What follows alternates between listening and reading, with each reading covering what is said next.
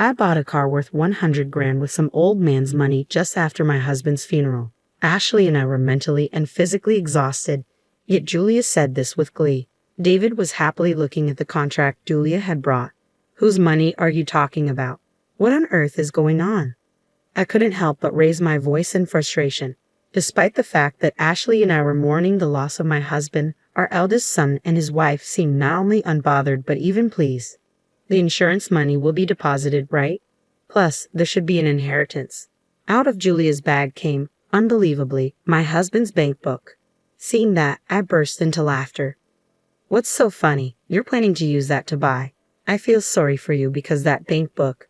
My words, spoken between gasps of laughter, turned the faces of our eldest son and his wife pale. My name is Amanda Simpson. I was married to Chris and blessed with 2 children.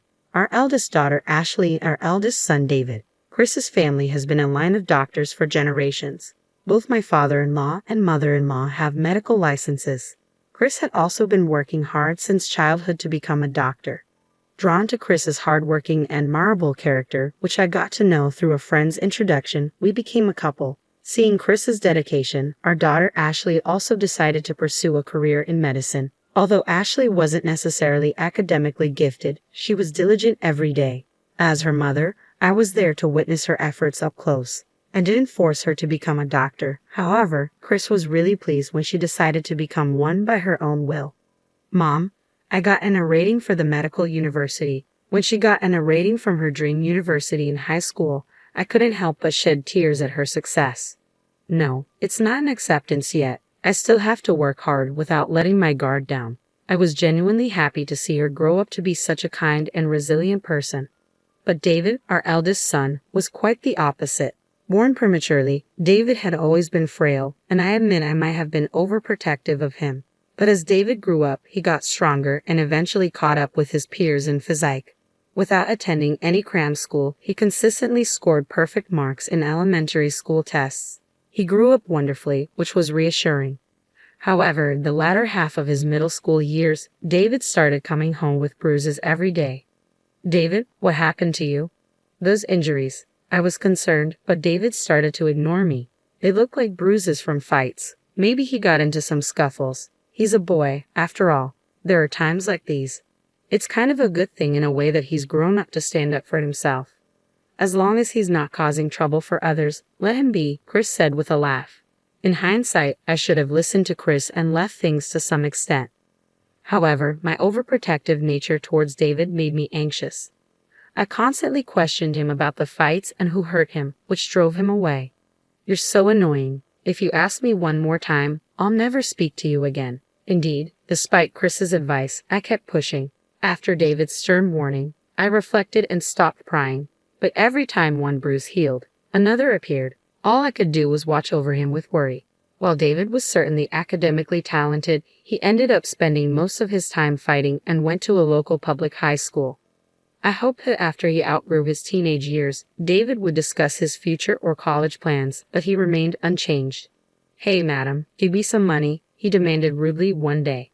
If you think acting like a delinquent makes you cool, you're gravely mistaken, Ashley retorted. Huh? What did you say? David snapped back, and it seemed like a fight was about to break out. The thought of Ashley possibly being harmed left me restless. Don't fight, please. Here, is this for lunch money? I quickly took a $50 note from my wallet and handed it to David. He clicked his tongue in annoyance and left, with Ashley glaring at him. How did it come to this? Did I spoil him too much? Every day I reflected and blamed myself. Even as his classmates began preparing for university entrance exams, David remained unchanged. Chris tried to talk to David multiple times out of concern, but David even began hurling abusive words at Chris. Well, he hasn't done anything that would involve the police, Chris would say. He has been picked up for being out late with friends more than once or twice. In the end, David neither found a job nor decided on further studies and just graduated high school. David, what are you going to do? You can do well if you study. Isn't it better to go to college now? I'm not saying you should become a doctor, but you should get a job. David wouldn't even meet my eyes when I said this. However, a year later, David, who had been jobless and staying at home, approached me. Hey, he said. I thought he might be asking for money again. But when I turned to look at him, David continued, I'm having the kid. I'm getting married. I was left speechless from the shock. David continued, but I'll start working. Can my wife and I live here? Wait, I still don't fully understand the situation. Let's discuss this with your father first. That night, Chris, David, and I had a conversation. We, as parents, came to terms with David's decision to work and his determination to welcome a child and wife. We decided to accept this new family. On the day we were to meet her, Chris, Ashley, and I waited at home. David had gone to fetch her. He's late, isn't he? I remarked. Even after the promised time of 1 o'clock, the two hadn't shown up. We worried that they might have had an accident. We tried reaching out but couldn't get in touch. Contrary to our anxiety, the two casually appeared just before 3. We're back. Wow, this place is massive. It's like a mansion. Oh, nice to meet you. I'm Julia, she said. I was taken aback by the woman David had brought home. Despite claiming to be pregnant, she wore high heels, a short skirt that seemed chilly, and had long, shimmering, pointed nails. In her hand was a plastic bag from a baby goods store, and she greeted us with surprising words. Nice to meet you. I'm David's mother. Really, you're prettier than what David described. Nice to meet you, Amanda. Her behavior lacked any semblance of manners, and I was simply stunned. Where's my room? She asked. Oh, we haven't decided yet, I replied. Okay, I'll just leave the baby stuff in the living room then. With that, Julia entered the house and headed to the living room.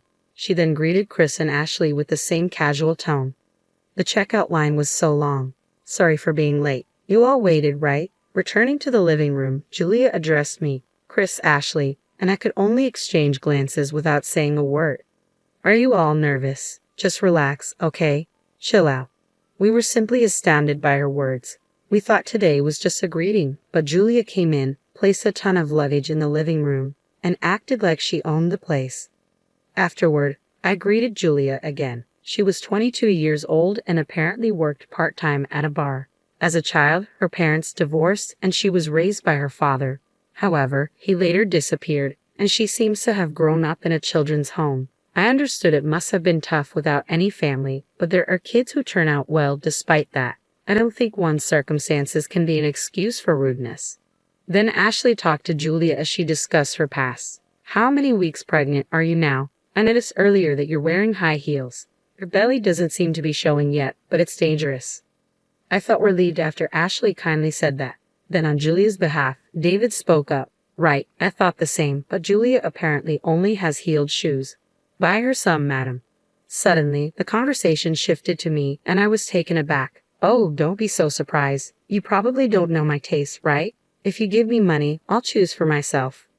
I was at a loss for words at Julia's lack of hesitation. Ashley shouted at the two of them. Why should Mom buy it? Why don't you, David? But the baby inside me is her grandchild, isn't it? Julia retorted. So what? It's your child. Ashley shot back. Scary. Is this what a sister-in-law is like? Hilarious, Julia said, mocking her. Ashley was furious at that remark, while Chris just kept silent, his mouth shut tight. What kind of attitude is this? She seems to be looking down on us even though we just met. However, we have to live together from now on. It wouldn't be wise to fight now. Over time, I believe her maternal instincts will grow and she'll change.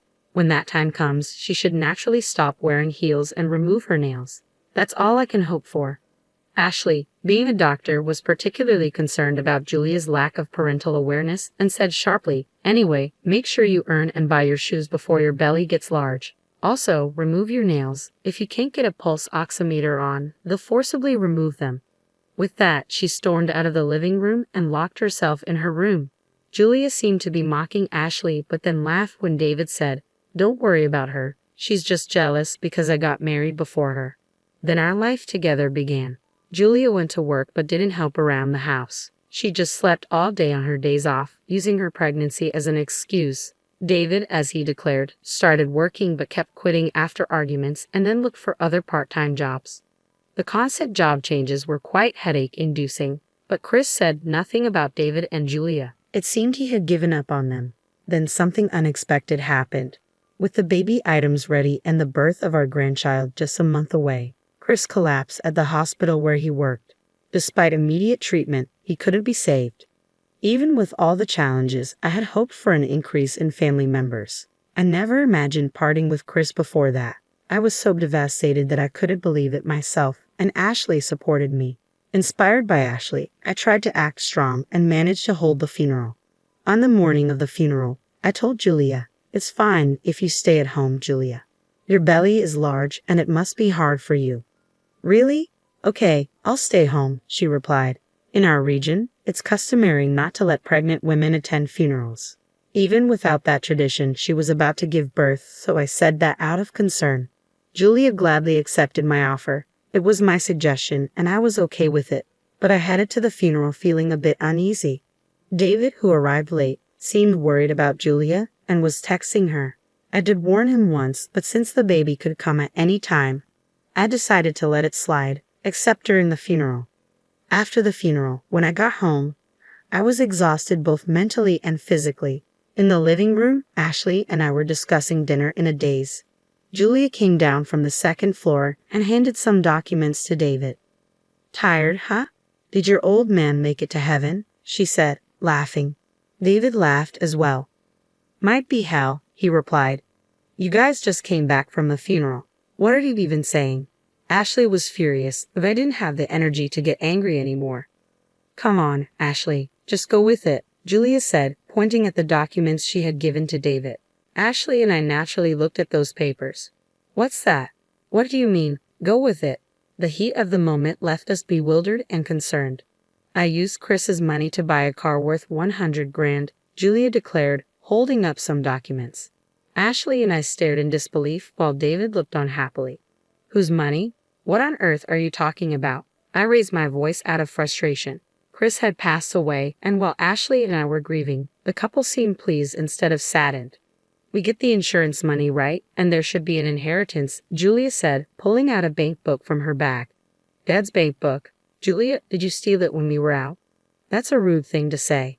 We live together, so it's not stealing. Plus, I learned where the bank book was from David, right, David?" Julia responded defiantly.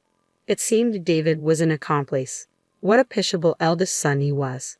I hadn't anticipated this at all. I looked dejectedly at the bank book in Julia's hand. Chris's name was clearly written on it, but upon a closer look, I noticed something odd.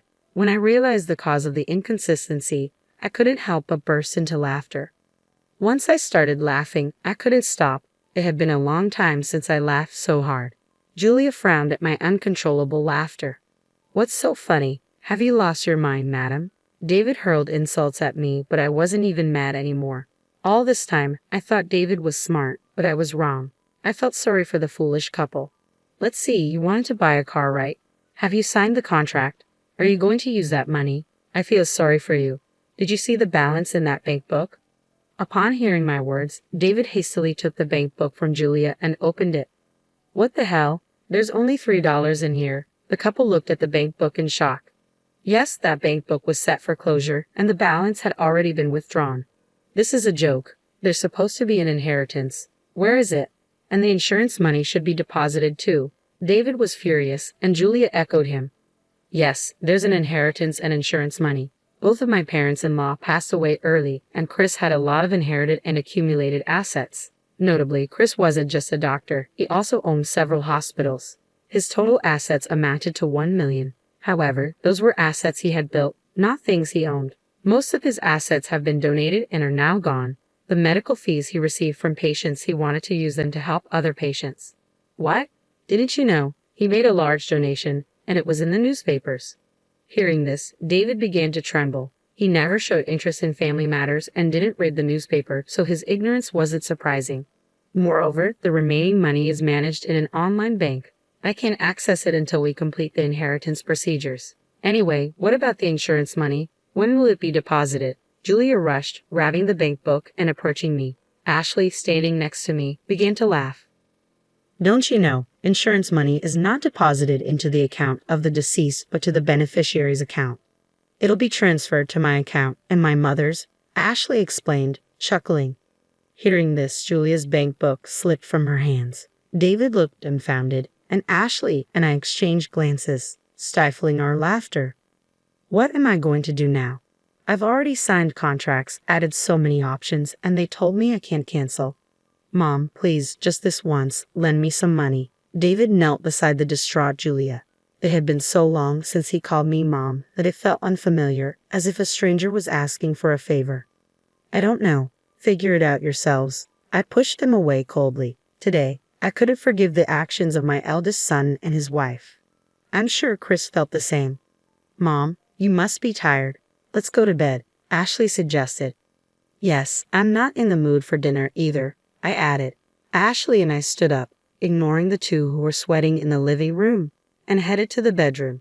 It seemed that during the funeral, David had been communicating with Julia about a deal.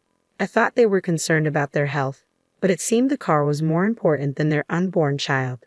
In his lifetime, Chris always said he didn't want to leave a single penny to David and Julia. As planned, the insurance money was transferred to Ashley and me.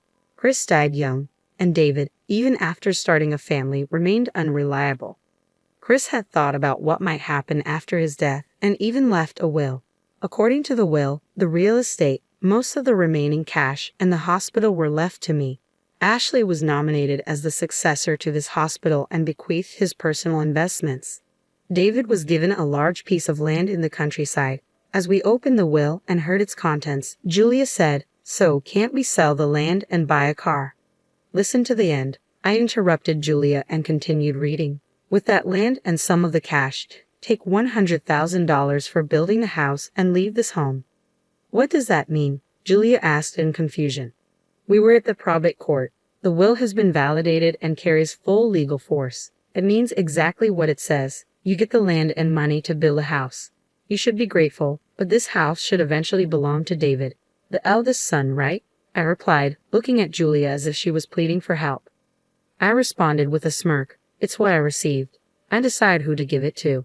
You damn old woman. Better start packing your bags when you get home, huh? Julia retorted. By the way, the land that Chris designated for David was about 30 miles away in the mountains. It was indeed vast but mostly untouched woodland. No matter how large the land is, if the construction cost is $100,000, the house built on it would probably be small. I bet David and Julia, who likely had nothing, would have made a fuss about the inheritance.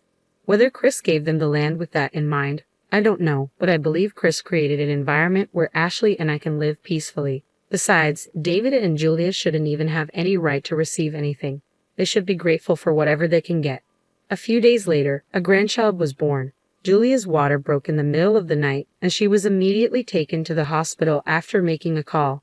However, due to her dropping blood pressure and the hospital being understaffed at night, Julia had to have an emergency C-section. Ashley had repeatedly told her to remove her nail extensions, but she didn't listen. Apparently, the nurse possibly removed them. No, I just got these done 3 days ago. Don't take them off, Julia. Don't move, the amniotic fluid is gushing out. They apparently had a standoff in the middle of the night. From what I heard from Ashley, this confrontation was more challenging than the surgery. I've never had fancy nails like young people do, but it seems like it was painful.